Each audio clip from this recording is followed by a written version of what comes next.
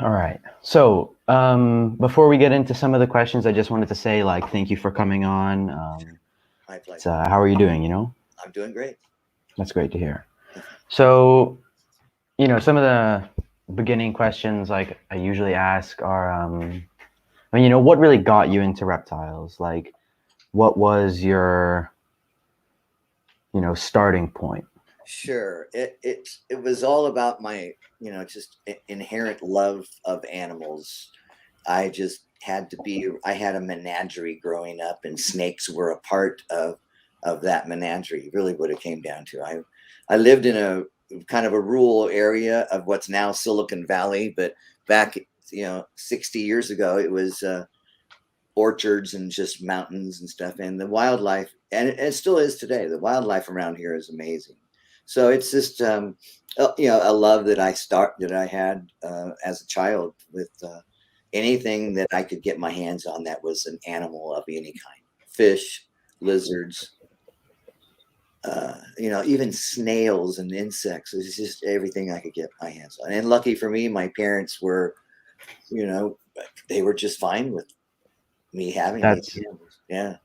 that's great. I mean, I'm honestly, pretty much the exact same. I mean, I used to live in California as well. I lived in LA, and man, it's such an amazing place for wildlife. Like, if you go into some of the good spots, you can really find so many amazing things. I mean, 20 minutes from my house, I can be in mountain lion territory and I can see bobcats and coyotes and birds of prey and you name it. I can pretty much see it all right at, 20 miles away, or even Right. closer.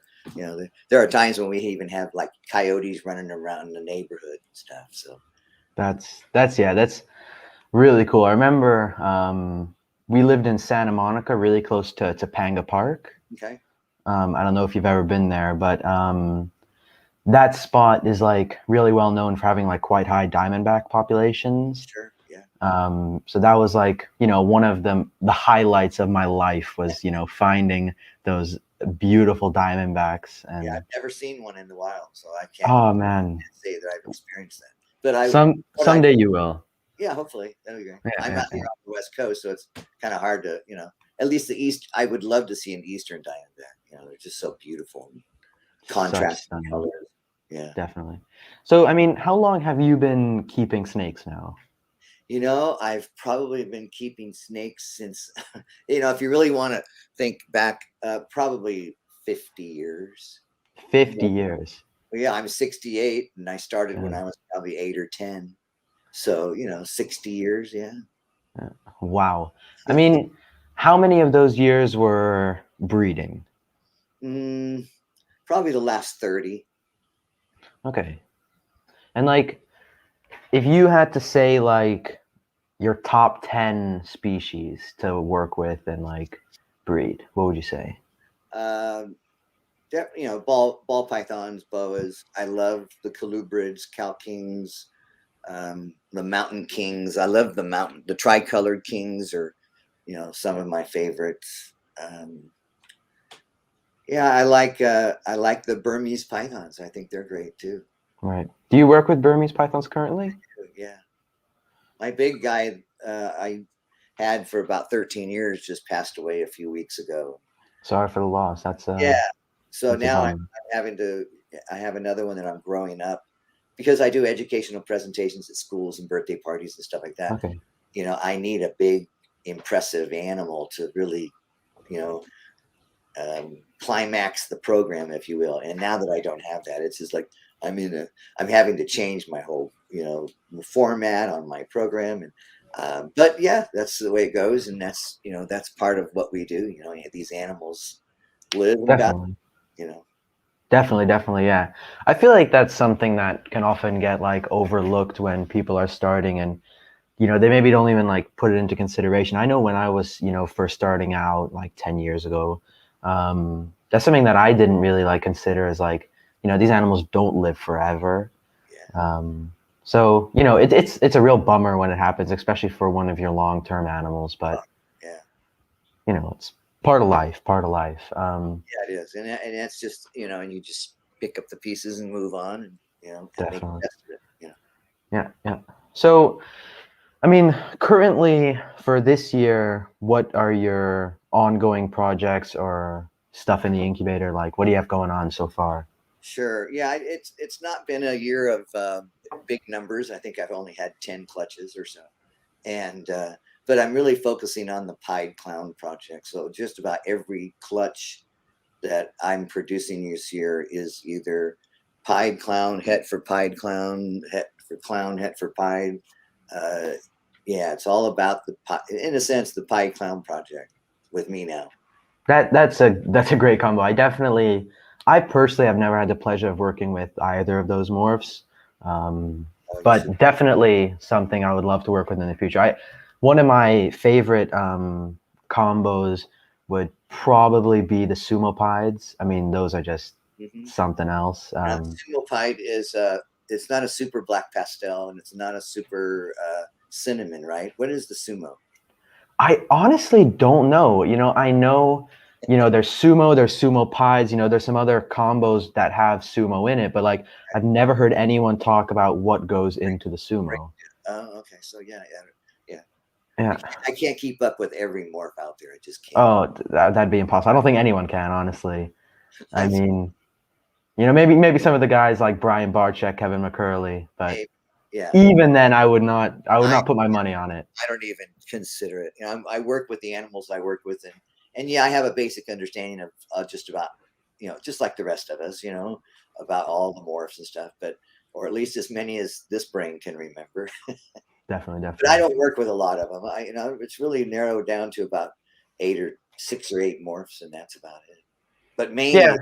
for me, it's the Pie and Clown project. Yeah, honestly, I mean, I worked with ball pythons for a short period, Mhm. maybe like a year or so. Um, and yeah, I was pretty much the same. I had like, 10 or 11 combos and genes that I worked with, and I like to stick to those because just to me, I get really confused easily on like my pairings. Like it's hard for me to keep track on what's, Wait till you get this age, buddy. It's just yeah, you'll your memory starts to slip. It's just I I can have a hard imagine, I time can remembering imagine. what I've gone into the garage for, or whatever. You know, Yeah, I can't imagine having to keep all this information down, but I feel like that's like one of my favorite things about, keeping reptiles is like that ongoing information role, I like to call it, yeah, yeah. never ending learning. It's a And continuous process, right? exactly, exactly. And I also love like, even if you think you have a full understanding of something, there's always going to be that little tick that you just missed, Of and you'll course. figure it out sometime later and be like, wow, that was super cool. I didn't know that. Yeah. Um, and I think that's like a pretty unique feeling. Hmm. Um, But but we all go through it though because we're learning. It's in a we're on a continuous learning curve. It's just I was telling my son a while back. We're all just winging it in right. the whole scheme of life, whether it's ball pythons or just living in general. Nobody has this down on paper. We just put one foot in front of the other and one breath after the other. Definitely, definitely. So I mean, kind of going on a different topic about like the business side of this hobby, because I mean, let's be honest, without the business side of things, this hobby wouldn't really exist, right? Um, so like, what would you say for someone who's, trying to start a business in this industry or trying to get a job in this industry? Like, what would be a good way to like get your foot out there and really, step up and start? Mhm. Well, social media is good. That's always a good way to get your face out there and to get your, sort of your brand or whatever. Right. And I always recommend that, if you're going to buy animals and if you're going to do this for a business, you're not going to be able, at least, even paying for the hobby itself, just so that you have net profit. Um, you're going to need to have animals in your collection that are going to have a price that's going to allow you to have a positive cash flow. If Right. if you're going, consider your overhead because that's a big part of the business plan, and make sure that your projects are such that the dollar value that you're selling your babies for will be able to handle the dollar value of the overhead. And at least at that point, you've broken even. Now, if you want to Right. go beyond that, then I start to recommend that people buy the most expensive animals their budget can afford. Right. I mean, would you say like it would be smart to make like higher risk investments in this industry? So like, let's say someone wants to breed some chondros or something similar to that. Mm-hmm. Would you say it'd be smarter to go like high end, maybe get a pair that costs like 8 grand or something similar to that? Sure, Or if the market is there, if the market for chondros is out there, where there's a flooding of people that are standing in line in a sense to buy these chondros, then yeah, then but remember, it's not always the value of the snake; it's the likelihood of selling it. right. I have quite a few $10,000 snakes, but that doesn't mean that I'm going to be able to put them on Morph Market tomorrow and get $10,000 for them. So it's not only having the animals in your collection that will sell at a price where you're going to actually can make some money, but is there a market for them? And that's what you have to figure out. And I don't know about chondros. I've never worked with them. I appreciate them. I wouldn't want to get bit by one, but uh, yeah. So it's just a matter of it can you make a career out of selling Mexican black king snakes, even though they're very valued now as from a marketing standpoint? Can you make a living selling $50 snakes? Right. You just can't. Yeah, you know yeah, yeah. That's a good point. Like you need to, not only look at like the money side of the snakes you're gonna be selling, but like, is there anyone who wants to spend that money on the snakes you're trying to sell? yeah Yeah, that makes a lot of sense. I can definitely um, agree on that. And I think one thing that like some people will kind of miss out on, and this is something I was talking to Jeremy from Nerd about this a little while ago. Um, and it's just the fact that like people don't have like a steady plan when they're starting. They'll just be like, yeah, I want to breed snakes. I'm gonna go buy this pair and that pair and that pair. Like, and this is something that as I'm starting and trying to like really get my business up and going, you need to be like really focused. Like, okay, I want to breed carpet pythons, so I'm gonna spend my money on carpet pythons, invest in good carpet pythons, and get that going. So you maybe have like but then ask yourself, is there a good market in carpet pythons? right, right. Are there people sort of um, is there a line of people wanting to buy them? That's the way I look at it. From a breeder's perspective, that's how I have to look at it. I may have some valuable animals, but if I don't have anybody that's interested in buying them, then that value is only subjective. Right. Definitely. Yeah. And I think that that's definitely something that should like go into your business plan and your planning when you're starting is like you may want to work with something, but like if it's not going to get you revenue, like Yeah, and why do it, again, if you're only doing this for the hobby, and that's great because Right, right. I mean that's from my perspective, I don't breed and sell snakes as a business, even though it is a business. And yes, I do plan on making money. But to tell you the truth, I don't make tens of thousands of dollars net profit every year. I just don't. I yeah, don't have yeah. that level of animals where I'm selling. If you look like you're Kevin or just Justin or Brian or whoever, they're selling animals that pocket them $8,000 or $10,000. Oh yeah.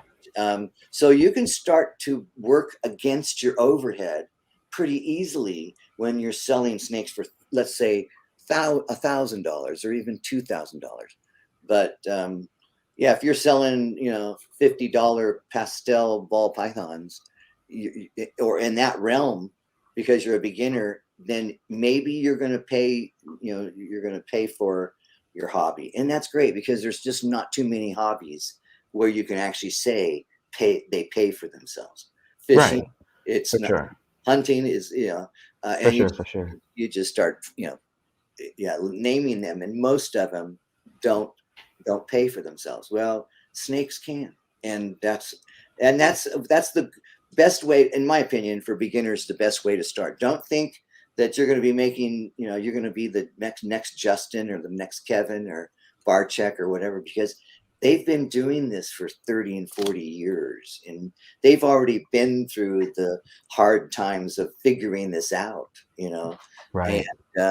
but yeah, I would say if you're going to start and you're going to want to do this and you're going to want to make some extra money, spend some money. And look, Miguel Garcia, there's a good example. When he first started, he just went out and purchased from some of the best breeders in the world, and that's what he's done so well. But let me ask you, KJ, what kind of animals are you working with? At the moment, I'm not actually working with anything as I'm currently moving out of Europe into the States again. Oh wow. So I've had to rehome my collection, which was a big bummer. Yeah, that was a pain. But I mean, for quite a long time, I wasn't really focused on anything. I was kind of just keeping for fun, and I had a Yeah, variety of things. I had a bunch of bugs. I was just sure. Yeah, doing my own thing for a while. But now that I'm moving, and I'm getting to an age where like I need to start like thinking about like my future and all those things. And like for me, I want to be able to live off breeding. That's something that I strive for, and that's like my big dream. It's like have a nice thriving business off of breeding snakes and reptiles. So like as I'm kind of getting into that, and I've only just started doing this podcast beginning of this year. wow, that's great. So I mean, just from this podcast alone, I've gathered like so much information. Of course, I've had some people that I never thought I'd speak to in my life. I've had sure. a few guys from Nerd on. I've had a bunch of other big YouTubers on. So this podcast alone has like really made me like open my eyes. So that's been a big help. Yeah, well, you've had some great people to talk to and learn from. Yeah, for And sure. I think that's mainly why we all do these shows, these podcasts, is so that if there are people out there that need to hear something that Kevin might wants to say, or Brian or whoever, it's a really good way to learn. It's It is. It is. huge amount of And when information. I started this, I didn't even have like views or subscribers in mind. My mind was really at like, oh man, I get to try and talk to all these amazing people with so much experience behind them. Yeah, yeah. Yeah, Um, I never think of the quantity of subscribers or anything like that. It's just, if I do, it's just okay. I may be, communicating to that many people, which is good because then, if I can enlighten somebody on, what to do, what not to do about these animals, then well, that's great. right. Yeah, and also like as I've been, growing as a keeper and just like growing as someone in this hobby, like I've, before I used to watch a lot of guys, that just kept animals, but like as I'm starting to go, I'm really watching guys like Brian and Kevin and Miguel and Yeah, Justin and those guys where I can really like learn the way of the road, I guess you could say, sure. We all can, and this format that you are a big part of Right. helps us all. You know, Yeah, we're all at different levels. I mean, uh, not everybody's a beginner, and not everybody's a Justin. And everybody's sort of in between all that, and that's what makes it kind of fun. for sure, for sure. That's something that like for the longest time I had no idea of. Like I really just thought there's like, okay, there's a few guys in the world who keep reptiles. Yeah, Um, but like I mean it's quite a thriving and striving hobby. There's yeah, such a range of people, such a range of voices that speak up in this hobby. Like it's I think that's like one of my favorite aspects of it. I'm not a big people person, but for some reason I can tolerate the reptile people. look what you're doing though. You're not a big Yeah, people person. You're out, exactly. But but that like it's almost like for me it's not even like I'm talking to like really strangers. It's just like talking to someone who has a common interest. yeah, And that's yeah, totally different than going up and asking for a seat at a bench or something. yeah. And once you find that common interest, like we all have, then the sort of the camaraderie or the closeness or the fellowship or whatever really starts to plug in. And you know, I don't know if you get to go to any of the expos because we just haven't had many in the last year or so. But those are just so much fun. I was planning one this next weekend in San Jose. They were going to have a reptile expo, and they had to cancel it. And I was, Dang. oh no, Yeah. I won't be able to see all my friends and meet new ones, you know. And it was a Yeah, yeah. downer. I just didn't. I don't. I want to go to do. I want to be at a show. It's So, honestly, I think shows are some of like the best memories I have about this hobby. It's like it's so much fun, you know. I was really bummed. I was planning to go to Houghton, the Houghton show up here. okay. Um, Where are you? Where are you? Where are you at now? Or I'm in the Netherlands right okay, now. okay. I didn't know there was Um, a show in the Netherlands. yeah, we have actually the hobby here is quite it's really totally different than the US. I mean, totally different. For one, the only laws we have about reptiles is no snakes over 4 meters, which is like 15 foot, something around that. Yeah. And even then, it's not like no snakes. It's just like you need to tell the government that you own these snakes and like let them know so they're aware. Mhm. But it's Right. interesting though because you need that for the big snakes, but you don't need that for king cobras. I could go out and buy a king cobra right now if I wanted to. See, like where I live in San Jose, California. I can just about have anything except venomous. Now, if I want venomous, now I have to go and talk to other people and get a permit and Right. whatever. But Yeah. Yeah. since I don't have any venomous, I just, I don't, nothing phases it. Yeah. Yeah. How are the like the laws for the lizards there? Like I remember hearing that there's some laws about Varanus up there, I don't know what's Varanus. the monitor lizards. I don't know. I work with with tegus and blue tongue skinks as far as the lizards go. So I'm just not that aware of what's. But I know that people, you can buy. I thought you could buy monitor lizards in the Bay Area, pet shops. Yeah, I was thinking that too because I remember when I used to live there, they would be in the pet stores. You know, you'd see Nile monitors, Savannah monitors, Yeah, the exactly. common stuff. But I don't know. I just heard from some people that that was the I, case. I hadn't heard that, and my observation would be, pretty much any pet shop that I know that I go into that sells reptiles will sell monitors, Ackies and That's cool. I'm happy. You know, I love hearing when such news is false. You know, uh, yeah, don't you? but so do you just work with snakes? You said you also worked with tegus, I have a tegu because I do the educational presentations. So right? having sort of a variety of stuff, it works in my favor from an audience perspective. Right, And right. yeah, I have a black and white tegu and a blue tongue skink and I have a Burmese python, but everything else I have pretty much is ball pythons. Okay. Yeah, I used to own a red tegu.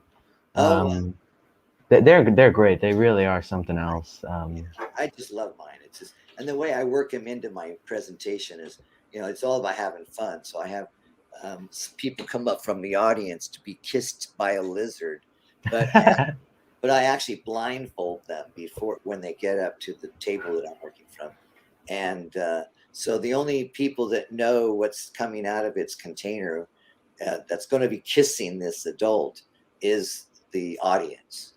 So it's a lot of fun, and you got this big tegu just slapping its tongue, on the side of somebody's face, and yeah, it's just a lot of fun. Right. Yeah. Yeah. I Hey, remember my girl. I had a female. She was around 3.5 foot. She was, she was pretty good. She really didn't like being held. That oh, wasn't something she was very fond of. But you could pet her. She was really something that you like to like interact with on the floor. She'd climb on you and stuff like that. great. She was really fun to feed because she was really gentle. So you would Oh, feed her out of your hand and stuff like that. I wouldn't do that with mine. Yeah, I was surprised about that because you Oh, see all the videos, they're jumping up, grabbing the rats. yeah, yeah, Never did that. yeah. Mine will Um, charge at the glass. I have it in a big vision cage, my big tegu, and when he's hungry, which I feed him every 2 days or so, uh, right. he just will come up to the glass and he's just pacing up and down the glass, out, you're biting at the glass, and he's, whoa, you don't. That's not the time you want to put your hand in the door, Yeah, yeah. Yeah, I remember I does. used to have a Savannah monitor. My Savannah monitor was like that. Yeah, wow, they get huge, right? Yeah, I mean, they get a little bit bigger than the tegus, Okay. around, 5. Sometimes like big males can get 6. Okay. Yeah, I've seen Um, bigger ones. Yeah. but they are, I think, they're usually they get a pretty bad reputation. But I don't necessarily think they deserve it. Mine was not very friendly, but I just, for a while I put a lot of effort into trying to chill him out, but at some point I was just like, all right, you know what, you want your space, you can have it. Like, Yeah. Yeah. Years ago, back when I was in high school, I became a falconer, and that has oh, that has helped me a lot in the ability for me to tame down. And I'm not talking about taming, but at least creating an. socializing, I guess that would be a better term. Yeah, right, creating a situation where the animal's just not afraid, and right. by doing that, by spending a huge amount, you got to spend a huge amount of time with the animal. I have a few questions about falconing because I was watching some videos. I think it's like super interesting. I love birds of prey and birds in general. Yeah. So like, I mean, what's the process on that? Like, how do you get into that? How do you go with that? So what I used to do was I have I have my trap still. I used to go out and catch wild red-tailed hawks Right. and bring them home. And the first day that you catch a wild bird of prey, you're supposed to spend. This is like the protocol, falconry protocol. You're supposed to spend about 18 hours nonstop with the bird, because if Wow. you don't get that bird to calm down enough to eat, it will die. Its metabolism is just the opposite of a snake. So it Mm. needs to eat all the time, almost daily. If you have a hawk in birds of prey, if they go 3 or 4 days without eating, that's not a good thing. They're not going to be doing too good. Right. So anyway, Yeah. yeah, you just spend a huge amount of time. I spent 18 hours. Every bird of prey that I ever caught from the wild, I spent 18 hours with it nonstop. The first 18 hours, and that's how you talk to them, you touch them, and they're freaking out. They're wild. They have no idea what's going on, and the whole idea is by you forcing them to spend that time with you, they learn that not to be afraid of you, and then once you start to feed them, then they calm down, and you can have a bird of prey flying to you from a perch probably within a week and a half or 2 weeks Damn it. So from like, the wild. that's way quicker than I'm thinking. Probably takes a few months. Wow. But so like after those 18 hours, that's in the last hour, like how does the bird compare to the first hour? Like, is it Well, like a visible difference? oh yeah, the birds are when you that first hour or first hours, the animal is in shock. Right. It's scared to death, literally, and it will do anything to protect itself. It's fight or flight, and it knows that it's in serious trouble. And so you just watch the animal literally go from freaking out to calming down. And again, you just talk to it, you touch it, you pet it, just like you would a little puppy dog. It's just, and you can get animals to do some strange things if you can kind of connect with them. And so, yeah, that first 18 hours, their hackles will go up on their head. They'll bring their wings out, and they will usually grab your arm where you have them on your arm. They'll grab it really hard. It's just So are you that whole 18 hours with them on your arm, or do they sit on a perch? no, no, no, no, no, They're on on your your arm for on your 18 hours. for 18 hours. Wow, You that have is when I say 18 hours, sure, go get something to eat, go to the bathroom, blah blah blah. But 18 hours is the protocol, that and is so insane. again, nonstop on your arm, standing in front of you with the bird for 18 hours nonstop. And I would normally do it in my bathroom. So the door would be closed, there would be nobody else around. And it's just me and the bird. And a lot of times it's interesting. I was talking to someone the other day about how to get a snake to calm down. And they said that all of the research they had been finding said that you should leave the animal alone. And I said, no, no, no, it's just the opposite. But Right. unless you've dealt with a wild bird of prey and have watched the technique work after those 18 hours, then you really don't know that it's best to smother the animal with your time, not Right. I, not give it a break. That's what everybody thinks, but it's honestly just the opposite. Smother 'em. like for me personally, when I got my Tegu, she was okay, but like she needed some work still. Like my method, like was to 2 hours a day, something around that, to spend with her, right? Mhm. Like after those 18 hours, would it be something similar to that for the bird or Yeah. more? So when I got my Tegu, and I got him as a baby, he was only like a week and a half old. I literally would watch TV with him. He was be on me. We're talking about a little baby Tegu, and I never let him off of my body.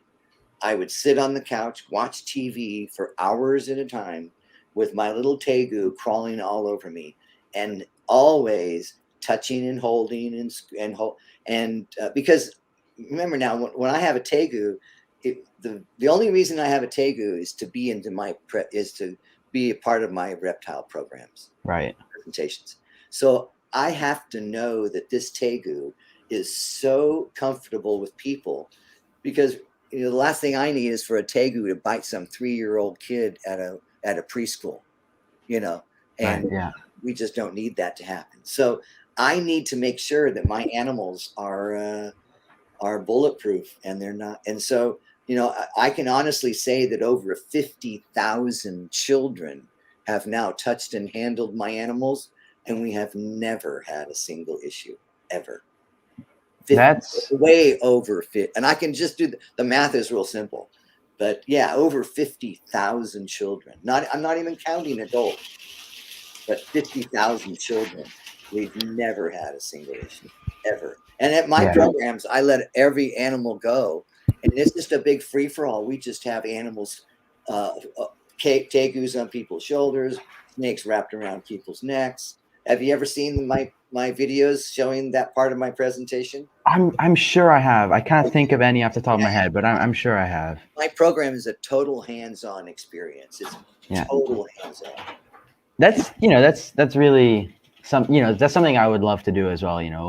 Um, it's it's something that I've definitely thought about doing, but I've never had the animals to do it because like I wouldn't trust my Tegu around a bunch of children. Like she just wasn't there yet. Yeah. Well, and that's Um, why I spent those 2 hours a day or 3 times a week, whatever, with my Tegu, knowing that right, if knowing what I know about animals, I know that that's the easiest way to get that Tegu, so I can trust it with children. And so yeah, far, the Tegu has just been great. yeah. I'm sure I'm willing to bet that one of the reasons why my girl didn't tame down as much, I got her as an adult. Yeah. Um, The Tegu I had before this one was 5 years old when I got him, and he was a wild and crazy dude when I first got him, and I was actually in danger from this Tegu, and I just said, "Well, that's not going to happen. If I can train a red-tailed hawk, I can train you." And that's what I did. I just held him in my arms. I wore welding gloves, and I held him in my arms. And if he wanted down, no way. You're staying in my arms, and you're gonna stay here, and you're gonna stay here, and you're gonna stay here. And I would just continue to win the battle with this Tegu. And before you knew it, the Tegu just gave up and said, "Okay, well, it's not scary, so it must be okay." And that's how he that's how I was able to get him to calm down. But it's right. you smother those animals. Don't leave them alone, and don't. It's just the opposite. Smother. Yeah. Yeah. That's definitely something that like makes a lot of sense when you think about it. I've never really like thought about it like in those words. Like, I know you need to spend a lot of time with them and you need to, make the effort to do it, but it does make like a lot of sense. You just gotta like, It's actually a term in falconry called manning, and it's on the test. When you have to take your falconer's test, you have to answer that. They're going to definitely ask what is the term called for taming or create a calm bird of prey. But yeah, it's a very effective way to get animals to calm down. right. Yeah. So another question about the falconry, like how long did you spend with the bird like before you released it? 2 weeks, 3 weeks. Really? Mm-hmm. Wow. And when you So say release, now this is when we're talking about falconry. This is really hawking. I never had a falcon. I just had hawks and right. Okay. owls.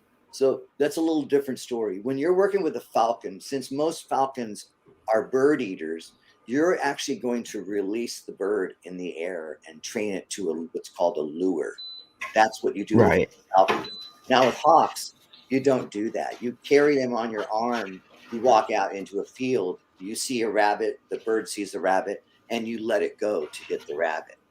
But what you've done before that is to train the bird to eat on your glove, only to eat on your glove, so that when that hawk hits the rabbit and is now what we call mantling over the rabbit, you actually just walk over to the bird and offer your glove. And because it's so used to eating on your glove, because you've been working with this bird for weeks now, um, and that's the only place you feed that bird is on your arm. Then the bird will release the rabbit and get on your arm, and now you have the bird back. Okay. Yeah, because I've seen, I've watched quite a few videos on falconry because I think it's like super interesting. Sure, it is. Yeah. And I've seen guys with actual falcons, and they have these massive poles with perches on the top of them Sure.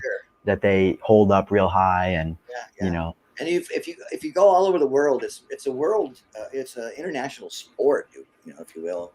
And isn't it common in like Angola? oh yeah, in places like that, they're taking golden eagles and hitting wolves with their Wolves. yeah. Check it out. Go on YouTube and I'm gonna have to do that after this.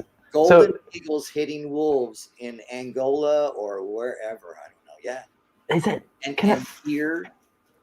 Wow, they're really that large. I mean, Oh yeah. I've only seen like a few bald eagles in person when I lived in America.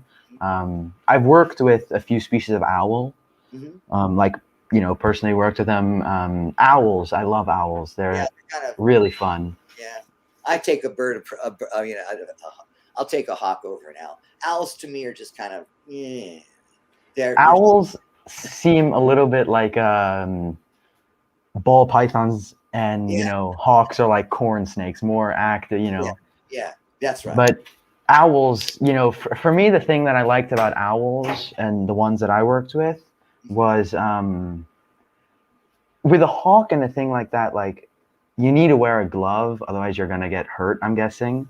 Yeah, But I mean, I would just go in with the owls and I would just pick them up, and sure. I didn't really wear a glove. Yeah, You know, with a red-tailed hawk with a 54-inch wingspan and claws 2 inches long or an inch and a half anyway. Yeah, you're gonna need right? a glove. Yeah, yeah, man. That's a great. You should get into it. It's just amazing. It's just a blast. I would love to. I'm guessing you need to do quite a bit of permit work. Well, you need to get sponsored by a master falconer. So you have to find a local master falconer that will sponsor you and basically mentor you into Right. the hobby. And then once you've had a certain amount of time, it's like venomous snake training. You have a Right. mentor. And once you've put in a certain amount of time, then you're then ready to go out, and then you have to take a test. You have to take a written exam with the Fish and Wildlife, your state Fish and Wildlife, and then then you're good to go with at least a red-tail hawk. And as a beginner falconer or a raptor guy, you're only allowed to have either a red-tail hawk or a great horned owl until a certain time. Your first years in the hobby, you can't go out and get a peregrine falcon. You just can't do that legally. Right. Sorry to interrupt you. I need to grab my computer charger. My computer is about to die. Give me 1 second. Yeah.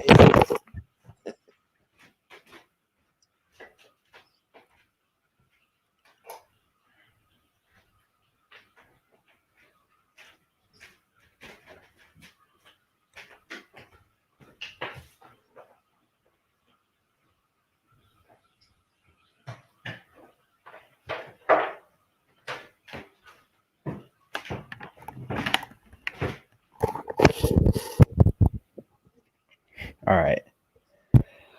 Yeah, I mean, it's definitely a hobby that like I would really be interested in getting into. I think one thing that I'll have to figure out before then is like, where am I going to house the bird? You know?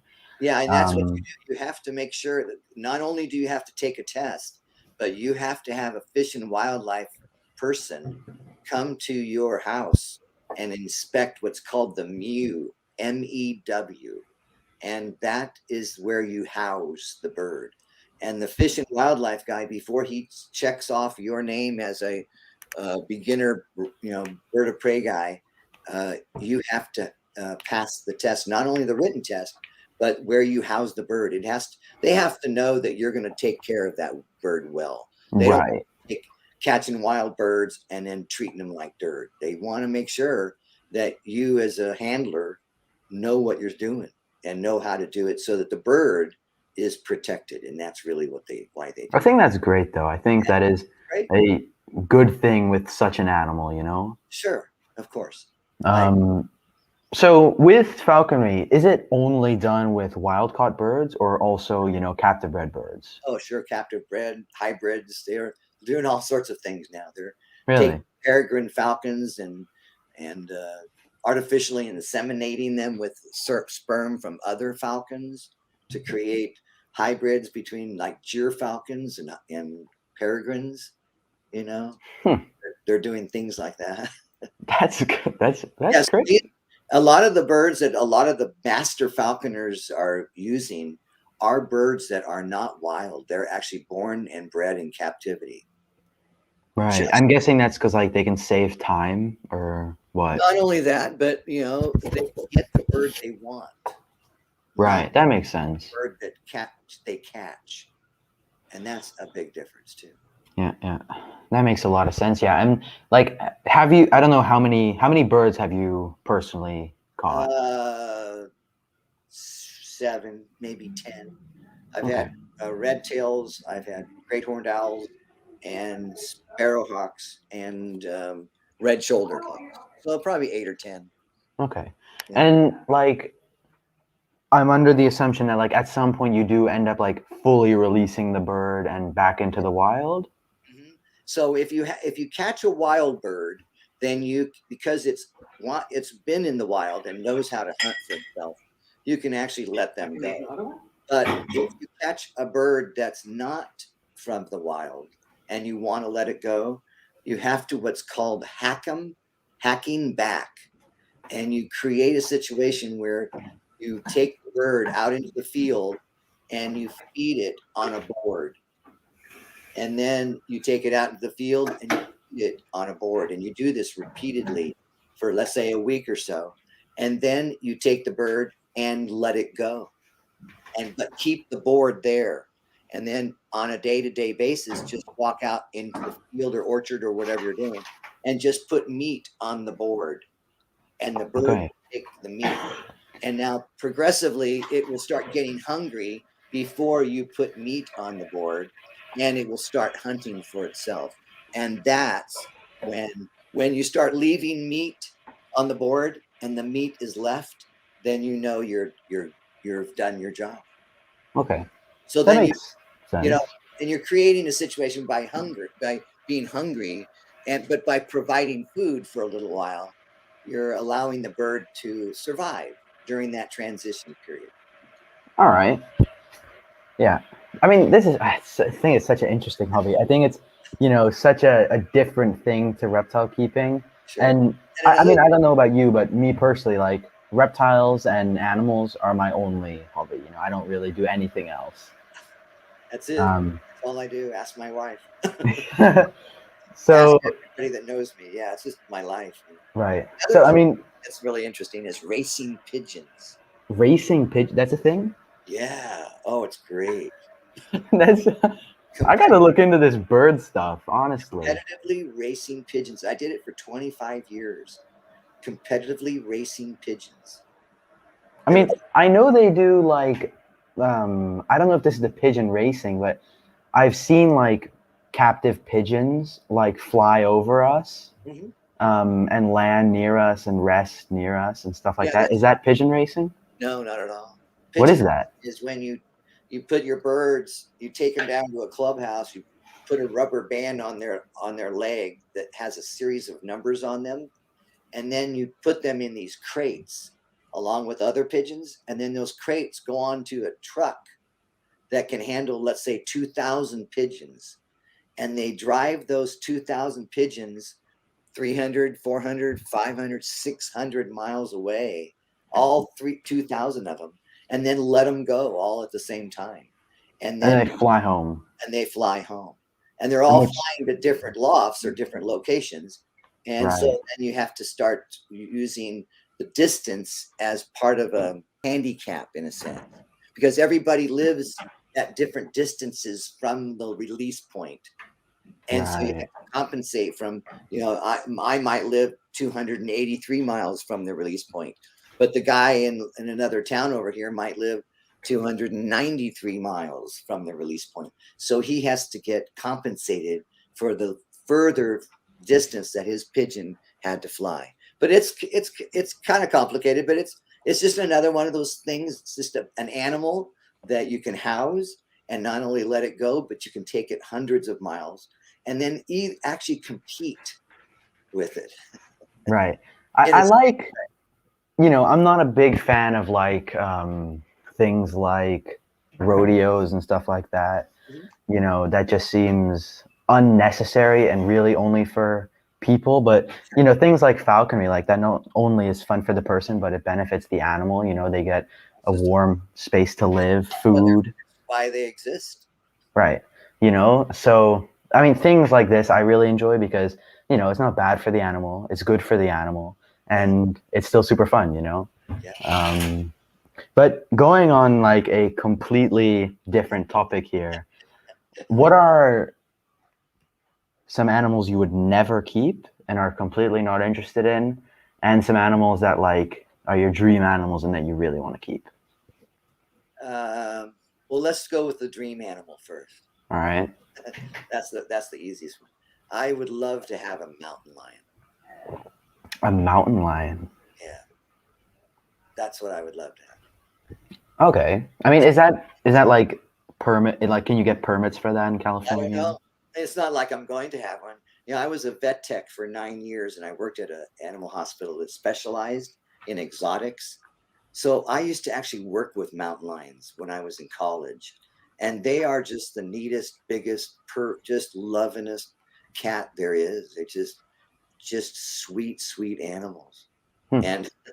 and they're just 110 pounds or whatever, but they'll rub up again. I used to work with some really nice ones, and maybe because I worked with some ones that weren't so nice too, but I've worked with mountain lions that would just rub up against you and purr and rub up against you so hard they'd almost knock you down. It's just they want your attention so much. It's just they're affectionate. They're just big house cats. They just really are.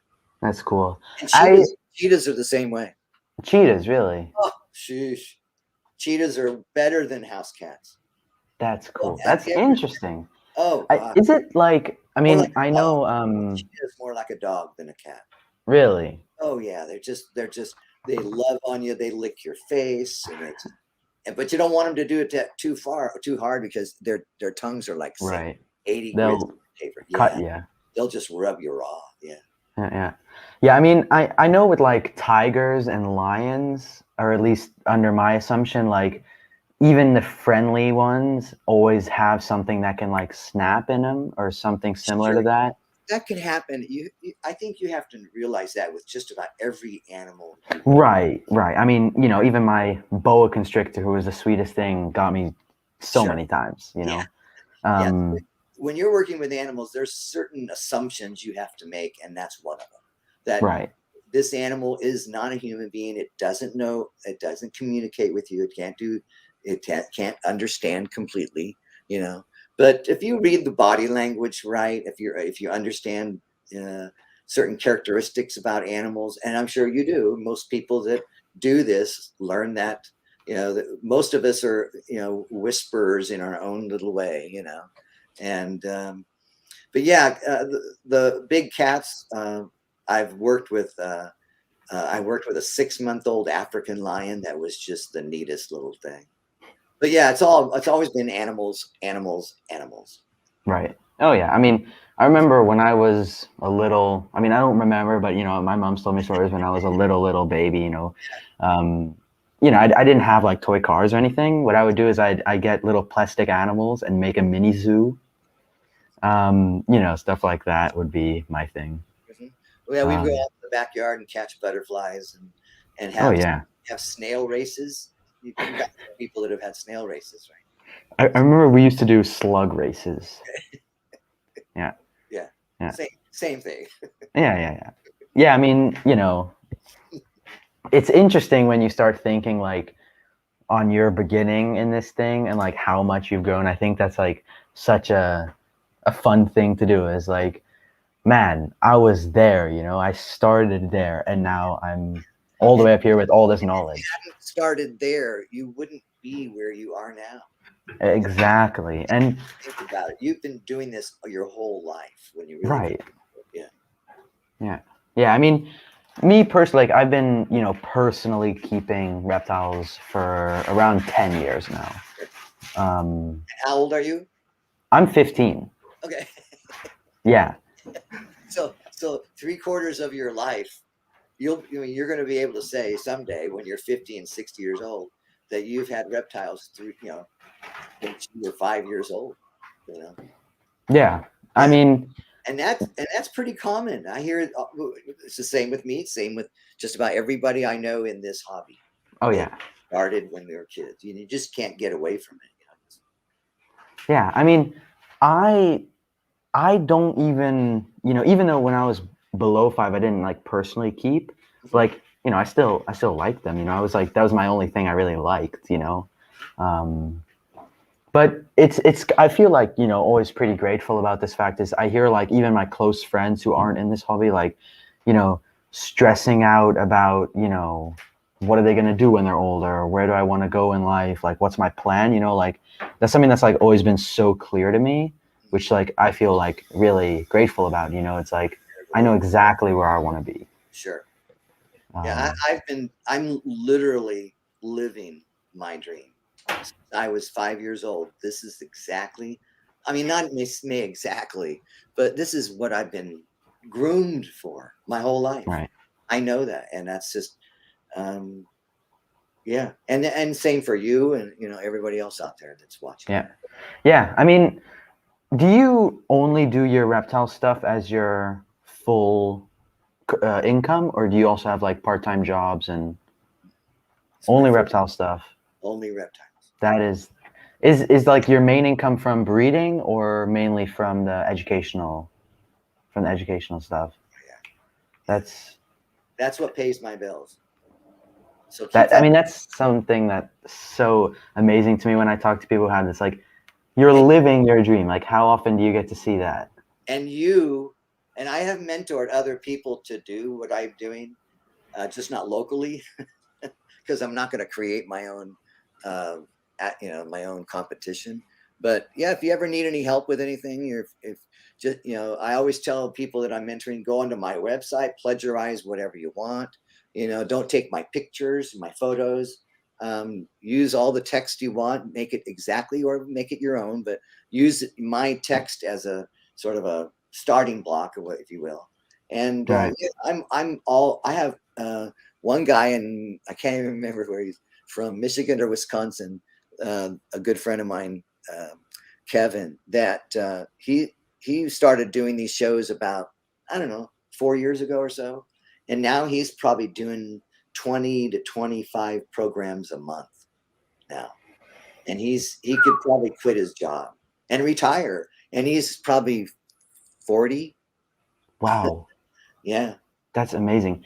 And that's something that like I find like super respectable. Like if you could quit your job and retire, yet you're still working, Hmm. like that, that just Yeah, that's what happened with I me. respect that. I actually got laid off. I was working at a company. I was manufacturing manager for 30 years. And after 30 years, I got laid off. And I thought, I'm tired of working for somebody else and making their money. I'm gonna try to turn my hobby into a business where people would be willing to pay me to come into their classroom or their child's birthday party and educate them about reptiles. And that's what I do. And For sure. it's just so much fun. And I mean, I'm sure you're already in a sense doing it. You have friends come over and you're showing them your snake and you're teaching them things about it. And sure, yeah, that's true. Yeah, I mean, I don't even think about it. That's such like a normal thing when people come to my house. And that's how it started with me. I was my kids were at elementary school, and their science teacher asked me to if I would. They knew I was a breeder, and they asked me if I would come in and do an educational sort of presentation throughout the whole day for all of their science classes. And yeah, sure, I'll take a day off work and come in and teach you. Teach you what I can. I didn't know anything and how to teach or whatever. And I did this day with the science classes, and about 2 weeks later, I got a phone call from one of the parents of one of the children that was at this science class that I did, and they asked, they said that Johnny had had a great time, and they were wondering if I could bring my snakes and reptiles to Johnny's birthday party coming up next weekend or whatever. And I said, yeah, sure, I'd be glad to do that. And then the lady said, well, how much do you charge? And I said, oh, I don't charge anything. I'd just be glad to do it for nothing. And then she says, well, how about if I pay you $100? And I said, yeah. And this is right. This is literally 30 years ago, 25 years ago. And, so I did this program at a birthday party. And then 2 weeks later, I got another phone call from another parent that had been at that first birthday party. And before you know it, it started snowballing.